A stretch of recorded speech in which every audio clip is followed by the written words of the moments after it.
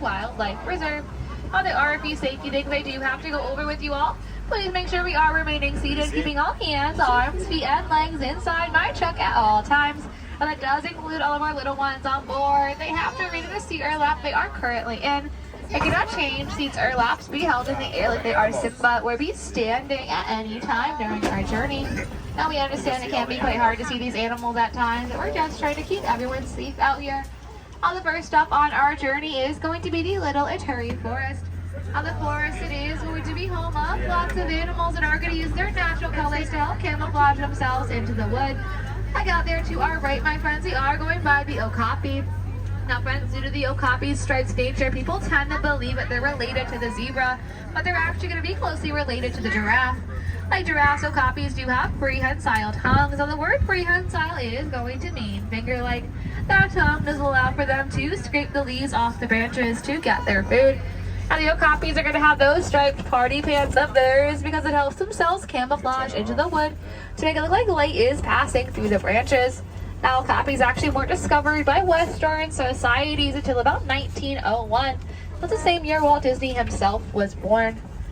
Okapis actually have segments on the bottom of their hooves as well to help them better mark their territories with. And their tongues are actually going to be so long they can lick their own eyeballs with them. Now that later tan antelope also there on our left is going to be the greater kudu. Now greater kudu, they are going to stand at about 55 inches tall at the shoulder, making them one of the tallest forest antelopes. But now friends, I do think we have seen all the animals that are out here in Ituri today. So let's start making our way into the Sambi River Valley. Now friends, the river, it is going to be home of lots of animals that are going to rely on this water as it is a part of their natural habitat. Now friends, some of these animals, they could potentially be hiding below the surface of the water. That is going to make them a little bit harder for us to see while we are out here today.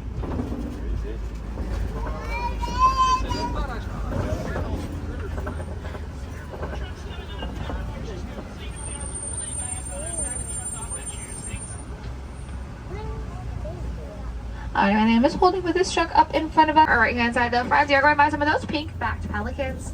Now, pink-backed pelicans, they do get their name because their backs turn a shade of pink during mating season. It's almost as if they are blushing. Up here. Now, those hippos actually don't swim in that water. They are going to walk around the bottom of the river. Friends, hippos, they can actually sleep underwater as well, with their body having the natural instinct to be able to float back up to the surface when they need air and then come back down again. It's kind of like how we as humans tend to toss and turn in our sleep. He's gonna wake up. Now, as we round this corner up ahead, friends, we are about to go over Croc Bridge. Now, I should warn you all now, crocodiles, they are quite opportunistic hunters. They like to eat anything they see, and they have a bite force strong enough to break bone. So we should all probably do our best to remain hidden. Once again, friends, you have to remain fully seated for me.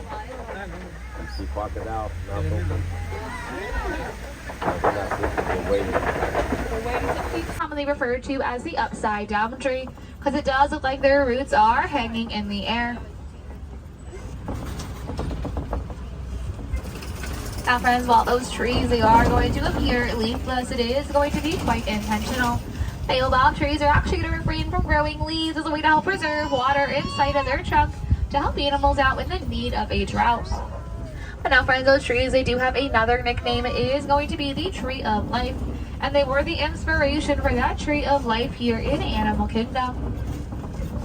And now friends, we have officially made it into the savannah, and we are going to hopefully see lots of animals while we are out here today.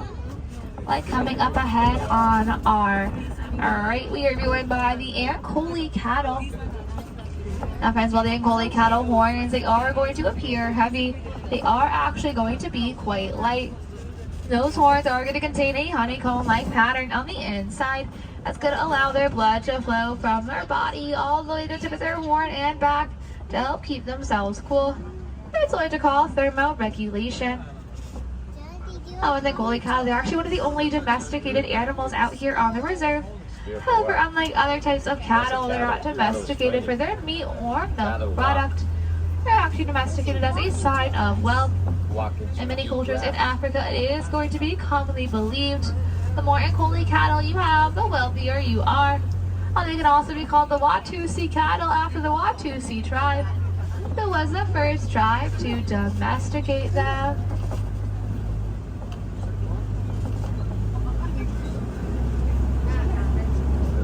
Now the Ankole cattle horns are finally are going to get about 6 feet long from tip to tip. That's roughly 3 feet for each horn.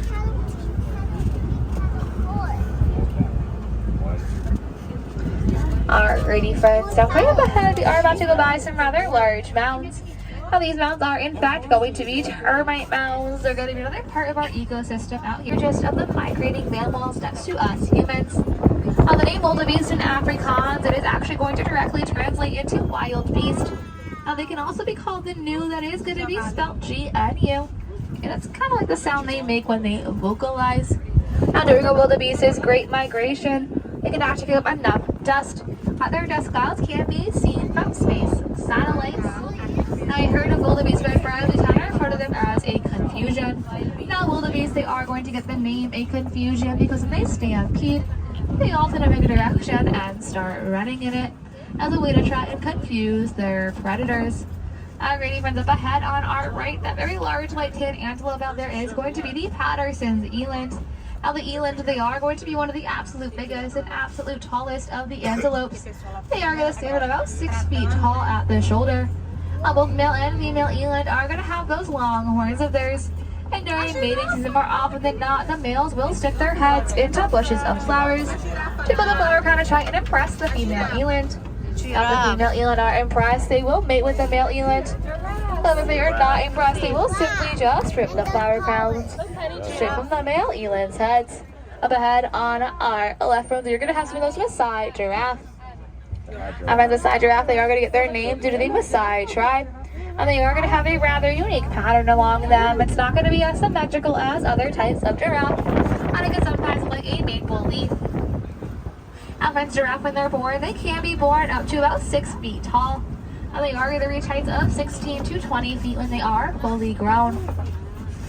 Friends, giraffes typically spend a majority of their day standing, and a majority come and poke holes in those trees and those tusks of theirs, or knock them over so other animals can access the water. We're going to have another one of those African elephants up ahead on our left, my friends.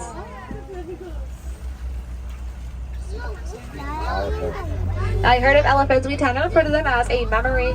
So when elephants are migrating, they are going to get the name a parade. Ahead on our left-hand side, friends, we are going to mark some of those greater flamingo. Now greater flamingo do get their name because they are the largest of the flamingo. Now because they are the largest, they also just so happen to be the lightest shade of pink. Now they are the pink color to the brine shrimp they eat that's going to contain beta carotene. And again, with flamingos is going to be commonly referred to as a flamboyance. Now friends, baby greater flamingos, they are going to typically reach their full size after about 6 to 8 months. However, it is going to take them roughly 2 years to get to their full pink color.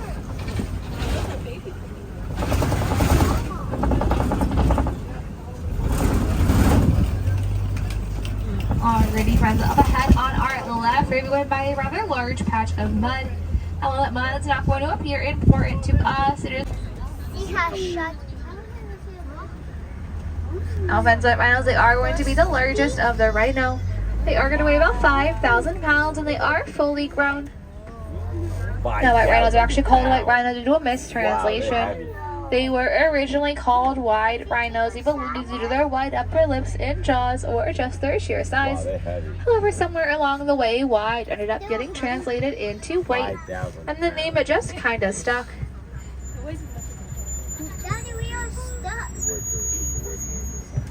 And if you are wondering how to tell the difference between white rhinos and black rhinos, it is by looking at their upper lips. Black rhinos are going to have a more triangular shaped prehensile upper lip, while those white rhinos, they tend to have a more rounded one. Friends, on our left-hand side, my friends, we are going by some rather large rocks. Now these rocks are in fact Kopi rocks. They're going to be another part of the ecosystem out here. As we see in the land, it is quite flat. So animals are often going to use rock formations like this as a way to have a nice slight advantage over the rest of the savanna. Now friends, you have all definitely seen Kopi rocks before. If you've ever seen the Lion King, Red Rock is actually a Kopi rock.